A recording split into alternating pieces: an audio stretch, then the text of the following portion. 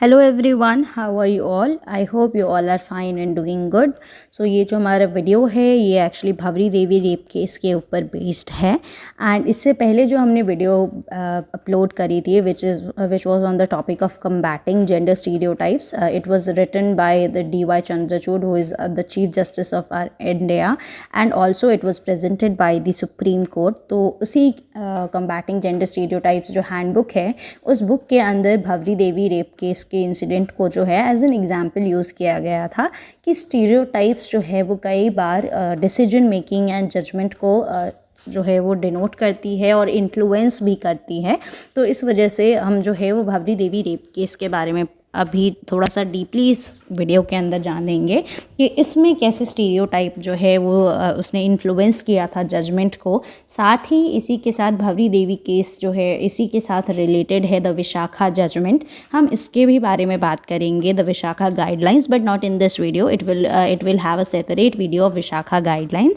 So now let's start the Bhavari Devi rape case. तो कुछ basic information जो है वो आप जान सकते हैं। यहाँ पर आपको मैंने PDF जो है इट्स अ 4 पेज PDF जहाँ पर आप जो है वो पढ़ सकते हैं इन सारी चीज़ों को डिटेल्स को थरली।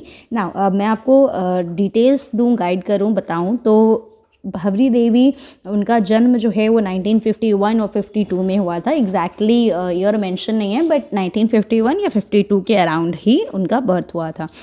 शी वॉज कुम्हार या पॉटर कास्ट से थी, जो लोग पॉटरी करते हैं एंड दो people who makes the earthen pitchers and earthen utensils are known as Kumhar. तो वो कुम्हार जो है वो कास्ट से थी एंड जनरली उनका स्टेट जो था वो राजस्थान था और विलेज भतेरी नाम के विलेज में वो रहा करती थी। नाउ जो भवरी देवी हैं वो 1951-52 बॉर्न थी। तो ये बहुत ही एक जनरल नोशन है, हम सभी जानते हैं कि उस टाइम पर चाइल्ड मैरिजेस बहुत ज़्यादा कॉमन हुआ करते थे and one of them was Bhavari Devi child marriage. उनका जो मैरिज है वो एट द एज ऑफ 6 और 7 ईयर्स जो है वो हुआ था। When his husband was also 8 और 9 ईयर्स, उनके हस्बैंड भी तब 8 और 9 ईयर्स के अराउंड ही थे। Husband's name was Mohanlal Prajapati. उनके हस्बैंड का नाम जो है वो मोहनलाल प्रजापति या फिर मोहनलाल प्रजापत दोनों ही लिखा हुआ है। तो ये थे। नाउ इनकी जो शादी है वो आफ्टर मैनी ईयर्स, शादी के कई साल बाद भी, क्योंकि both were there husband and Bhavari Devi, she both of them were kid at that time. तो अर्निंग्स के लिए बहुत ज़्यादा उनके पास कोई स्कोप नहीं था। अर्निंग्स के लिए जो है उन्होंने वो मिली थी मिसेस शर्मा से वो मिली थी, जो कि एक WDP वर्कर थी। WDP वर्कर एज इन कि वो वुमेन डेवलपमेंट प्रोग्राम के अंदर वर्कर थी। ना अब वो जब भवरी देवी मिस शर्मा से मिली तो she also joined the WDP for the cause of women development also and to gain some income also. वो इनकम के लिए भी उन्होंने जो है वो WDP ज्वाइन करी थी। WDP में she use to work as a saathin. उस टाइम पे जो टर्म है वो साथिन दिया गया था उनको, कि एक्चुअली उनका मेन वर्क जो था is to finish all the child marriages. और इसके खिलाफ लोगों के जो है वो मन के अंदर या लोगों के ब्रेन के अंदर इस चीज़ को फिक्स किया जाए कि इट इज़ नॉट करेक्ट, और इसके खिलाफ जो है वो लोगों में जागरूकता जो है वो बढ़ाई जाए। तो इस वजह से साथ इनका वर्क ये हुआ करता था। और भवरी देवी ने भी इस चीज़ को क्योंकि फेस किया हुआ था, तो she was very well known कि क्या क्या सर्कमस्टांसेस फेस करने पड़ते हैं एंड क्या क्या कॉन्स हैं to have a child marriage. So इस वजह से उन्होंने ये ज्वाइन किया था और उनका वर्क भी उनको काफ़ी ज़्यादा पसंद था। सो जब भवरी देवी ने ज्वाइन किया था WDP एज अ साथिन, तो उनकी फैमिली मेम्बर्स एंड जो अदर विलेजर्स थे वो सारे भी काफ़ी खुश थे and they all were supportive. But still child marriages जो हैं वो पूरी तरीके से उस विलेज के अंदर ख़त्म नहीं हुए थे। एंड माइंड यू, ये विलेज जो है ये मोस्टली गुर्जर्स का विलेज है, which are said to be the upper caste, and potters जो हैं या जो कुम्हार जिन्हें कहा जाता है, दे आर ऑप्रेस्ड कास्ट। जो ऑप्रेस्ड कास्ट होती है वो कुम्हार में आता है। तो इस वजह से ये जो पूरा विलेज था ये अपर कास्ट लोगों का था मोस्टली। यहाँ पर मेजॉरिटी जो है वो अपर कास्ट थे। और उसमें भी गुर्जर जो हैं वो ज़्यादा वहाँ पर प्रोमिनेंट थे ना। इन विलेजर्स के काफ़ी समझाने के बाद भी, इन विलेजर्स को काफ़ी समझाने के बाद भी चाइल्ड जो है मैरिज वो रुका नहीं था, पूरी तरीके से बंद नहीं हुआ था। One fine day, it was a day of Akha Teej. Akha Teej उस टाइम पे राजस्थान में एक बहुत ही स्पेशल डे मैरिज के लिए माना जाता था। और ये एक नोशन था, ये एक बिलीव था दैट अगर कोई शादी हो रही है तो it should be happen on Akha Teej. So वही डे था और एक विलेजर थे रामकरण गुर्जर, जिनकी इन्फेंट डॉटर विच वॉज 8 और 9 months ओल्ड, 8 या 9 महीने की उनकी बेटी जो एग्जैक्टली इन्फेंट थी, उसकी जो है वो चाइल्ड मैरिज प्लान की गई थी और उसकी चाइल्ड मैरिज जो है वो होने वाली थी।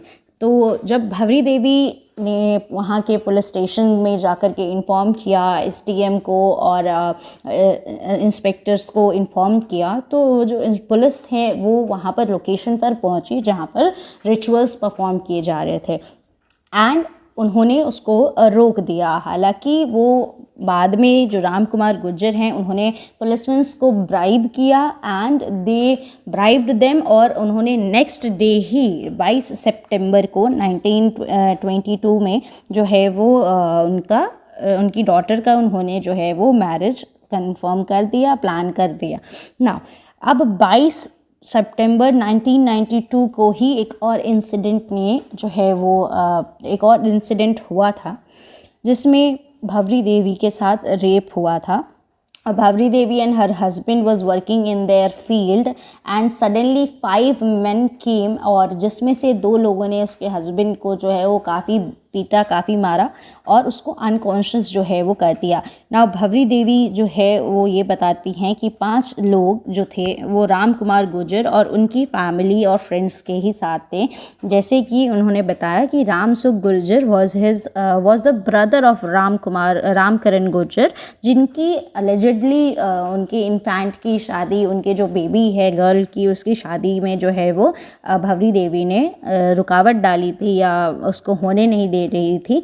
तो गांव वाले सब भवरी को रीज़न मान रहे थे। दैट्स वाई जो दोनों ब्रदर्स थे साथ में उनके अंकल जिनका नाम बद्री गुर्जर था और श्रवण शर्मा, ग्यारसा गुर्जर, ये 5 लोग थे जिन्होंने जो है वो भवरी देवी के साथ उस टाइम पे रेप अटेम्प्ट किया था।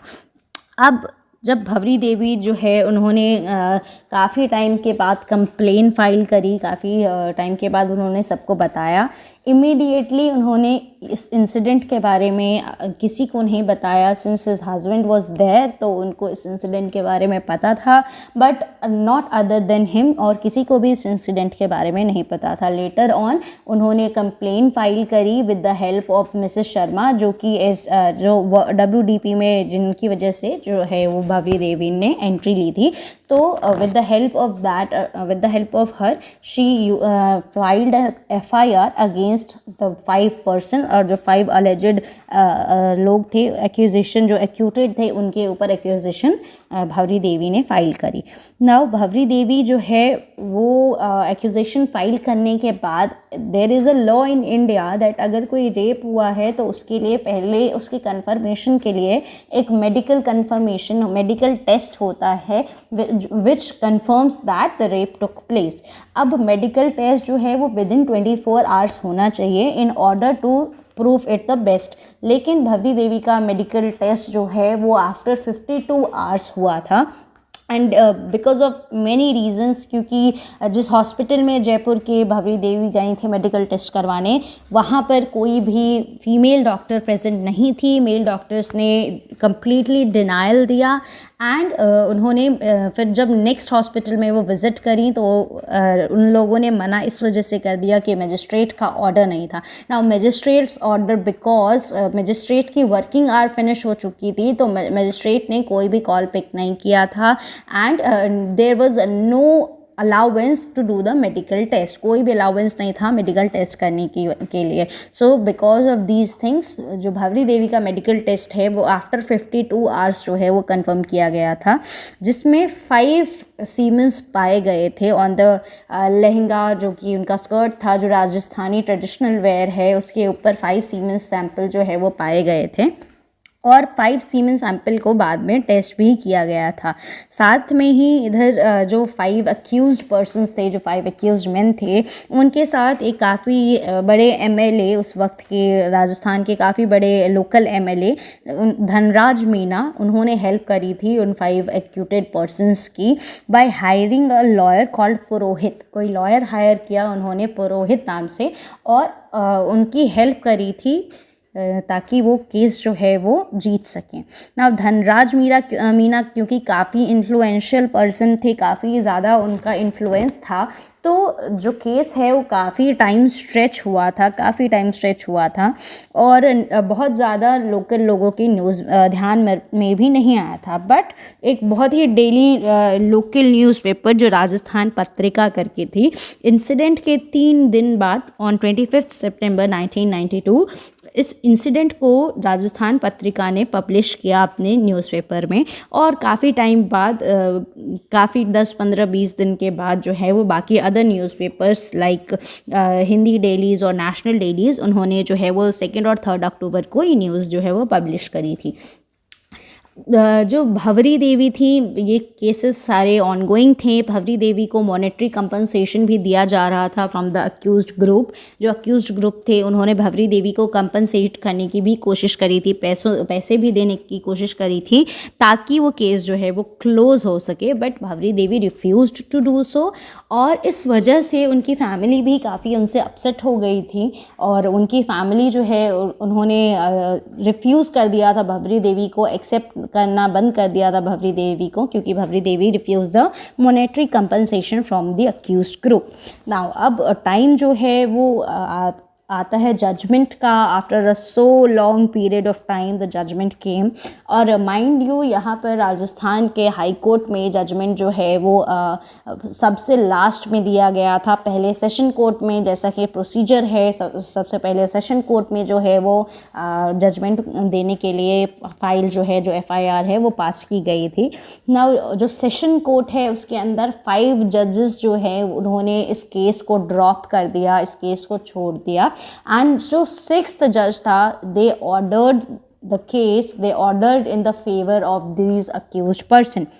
उन्होंने 15 नवंबर 1995 आफ्टर 3 ईयर्स, आफ्टर जो है वो 3 साल के बाद, पूरे 3 साल के बाद जजमेंट जो है वो जयपुर सेशन कोर्ट ने ये बताया, और अक्यूज्ड पर्सन को जो है वो नॉट गिल्टी प्रूफ किया। जो 5 लोग थे उन्होंने उसे नॉट गिल्टी प्रूफ किया। नाउ आप देख सकते हैं यहाँ पर पेज नंबर 2 पे, यहाँ पर 1 2 3 4 5 6 कुछ पॉइंटर्स दिए हुए हैं कि इन पॉइंट्स के बेसिस पे जो सेशन कोर्ट के जज थे उन्होंने भंवरी देवी के फेवर में नहीं, अगेंस्ट में जो है वो जजमेंट पास किया। The very first one, it is not possible in the Indian culture that a man who has taken a vote to protect his wife in front of holy fire just stands and watches his wife being raped when only 2 men almost twice his age were holding him.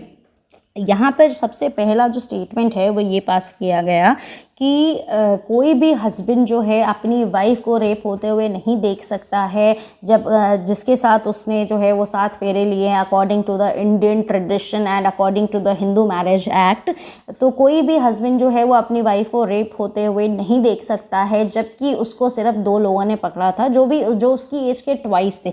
यहाँ पर ये बताने की कोशिश की जा रही है कि it was the husband's duty to protect his wife, जबकि वहाँ पर 5 और 6 लोग जो हैं 5 पीपल्स वर देयर, और जिसमें से 2 लोगों ने जो है वो काफ़ी ज़ोर से और हिट किया था उसके भंवरी देवी के हस्बैंड के ऊपर, मोहनलाल प्रजापति के ऊपर। उन्होंने काफ़ी ज़ोर से हिट किया था और he was unconscious. This is the reality, but जो दिखाया गया था, जो नोशन फिक्स किया गया था वॉज दैट कि it was the husband's duty to protect his wife. Okay, जो सेकंड लॉ बताया गया है या जो सेकंड पॉइंटर है जिसके ऊपर ये जजमेंट पास की गई थी, that there are 3 brothers and uncles among the accused, and so it is prosperous to believe that an uncle and his nephew could commit rape together। यहाँ पर क्योंकि रिलेशंस में हैं 3 भाई हैं और साथ में उनके एक अंकल हैं विच वॉज बद्री गुजर, तो यहाँ पर ये बताया जा रहा है कि ये पॉसिबल ही नहीं है कि 3 भाई और उनके साथ उनके अंकल एक ही फीमेल के साथ रेप कर सकती है। This is not possible. और ये एक mind you this is a pre fixed notion, ये एक बहुत ही फिक्स्ड नोशन है, ये रियलिटी नहीं है. This is kind of stereotype which was discussed on the handbook. Now the third one is Bhanwari Devi neither informed the anyone, for instance her in laws about the rape, nor did she immediately file an FIR for the same. यहाँ पर ये third pointer जो है वो बताया जा रहा है कि भवरी देवी ने किसी को भी उस वक्त नहीं बताया था, ना ही अपने इन लॉज को, ना ही किसी और को. तो ये पॉसिबल नहीं है कि भवरी देवी के साथ रेप हो और वो किसी को भी ना बताएं.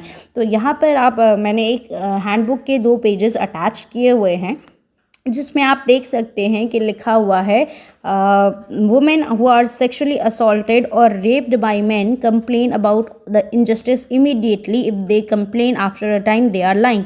ये एक स्टीरियोटाइप है जो कि बताया गया है, जबकि रियलिटी ये है कि it takes a courage and strength to report a sexual offense because of the stigma attached to them. The stigma attached to the sexual violence makes it difficult for the woman to disclose the incident to others. Women may therefore register a complaint after a lapse of some time when she thinks she is able to. Further, as noted above, several other factors such as lack of familial support or fear of repercussions may cause a survivor victim to delay the reporting. यहाँ पर clearly mention है कि report instantly report करना is not necessary. If the crime is reported at any time it is the crime, it should be considered as the crime. लेकिन ये उस वक्त जो है वो स्टीरियोटाइप को रियलिटी की तरह देखा जा रहा था. और जो थर्ड पॉइंटर में यही बताया गया है कि उन्होंने इंस्टेंटली रिपोर्ट नहीं किया और ऐसा पॉसिबल नहीं है. अगर उन्होंने इंस्टेंटली रिपोर्ट नहीं किया है, काफ़ी टाइम बाद में रिपोर्ट किया है, तो वो झूठ बोल रही हैं, शी इज़ लाइंग. तो इसी बारे में बात की जा रही है हमारे हैंडबुक में जो अभी अभी रिलीज़ की गई है. मैंने यहाँ पर पेज भी अटैच किया था जैसा आपको बताया. Now the fourth point is among the accused is a Brahmin while the rest are Gujjars. Since gangs in rural areas are almost never multicast, the charge that members of 2 different castes act together is highly improbable. यहाँ पर ये stereotype दिखाया गया है कि उन 5 लोगों में से जो है वो एक श्रवण शर्मा, ही वॉज अ ब्राह्मण, एंड जो 4 लोग थे वो गुज्जर थे. तो कभी ऐसा पॉसिबल नहीं है कि 2 अदर कास्ट्स मिल कर के एक लोअर कास्ट के साथ रेप परफॉर्म करे. ये एक बहुत बड़ा प्रीसेट नोशन और स्टीरियोटाइप था जिसको अभी इस हैंडबुक के अंदर फुल्ली क्लियर किया गया है. यहाँ पर आप देख सकते हैं पेज नंबर 18 पर हमने जो है वो मेंशन किया हुआ है.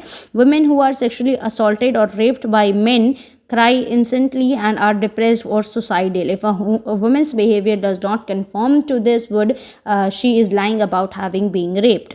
Next ये भी है कि dominant caste men do not want to engage in sexual relations with women from oppressed caste.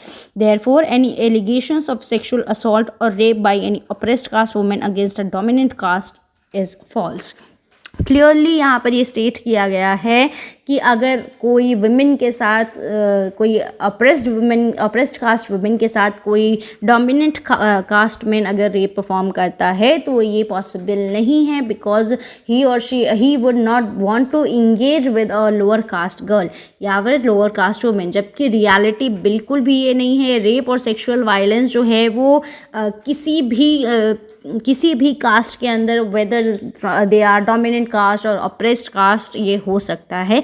Dominant caste men have even historically used sexual violence as a tool to reinforce the maintain caste hierarchies. So this is the reality, not that, जो कि stereotype है जिसको as a mirror लेकर के judgment पास किया गया था. The fifth point is the Indian rural society could not have sunk so low that a villager would lose all his sense of age, caste and pounce upon a woman like a wolf. यहाँ पर ये mention किया गया है कि एक Indian village में ऐसा बिल्कुल भी पॉसिबल नहीं है कि एक मैन बिल्कुल अपनी सारी मोरल्स को भूल करके एक डिप्रेस्ड कास्ट, एक ऑप्रेस्ड कास्ट वुमेन के साथ रेप परफॉर्म करे.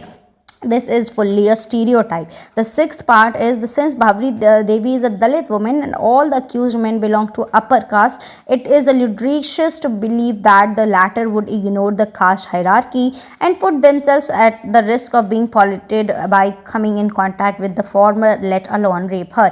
Now ये एक ऐसा point है which triggers a lot, which stereotypes a lot. यहाँ पर इस पॉइंट में भी यही डिस्कस किया हुआ है कि अपर कास्ट मेन जो है वो लोअर कास्ट वुमेन्स के साथ रेप परफॉर्म कर ही नहीं सकते, बिकॉज वो अपने आप को उस रिस्क पे नहीं डालना चाहेंगे कि वो लोअर कास्ट वुमेन को टच करके उनसे पॉल्यूटेड हो जाए, उनसे कंटामिनेटेड हो जाएं। It feels like they are not the human beings. So ये 5-6 मिरर पॉइंट्स थे जिनको लेकर के ये जजमेंट जो है वो पास किया गया था कि जो अक्यूज्ड हैं वो गिल्टी नहीं है और उनको जो है वो फुल्ली रिस्पेक्ट के साथ जो है वो इस एक्यूजेशन के साथ फ्री कर दिया गया था। लेटर ऑन जो जजेस थे उनके जजमेंट को काफ़ी क्रिटिसाइज़ किया गया। However by 2007, 15 years of the incident, Rajasthan high court ने सिर्फ एक सेशन किया था और कंप्लीटली जो है वो जजमेंट को पूरा कंप्लीट सिर्फ एक सेशन में पास किया था। 15 साल बाद इंसिडेंट के 2007 के अंदर जब ये सेशन हुआ था, जब ये प्लीडिंग हुई थी, तब तक दो अक्यूज्ड ऑलरेडी जो है वो जिनकी डेथ हो चुकी थी, जो ऑलरेडी 2 अक्यूज थे by the time they were dead. Now अब ये जजमेंट्स जो है वो काफ़ी क्रिटिसाइज़ किए गए, पहले जयपुर सेशन कोर्ट और उसके बाद राजस्थान हाई कोर्ट, ये दोनों के ही जजमेंट्स जो है वो लोगों द्वारा काफ़ी क्रिटिसाइज़ किए गए। बट उस टाइम के जो एमएलए कन्हैया लाल मीणा, जिन्होंने हेल्प करी थी 5 अक्यूज्ड पर्सन की to win the case and to get the decision in favour of them, जो कि एमएलए थे फ्रॉम भारतीय जनता पार्टी, उन्होंने एक रैली ऑर्गेनाइज करी थी इन विक्ट्री ऑफ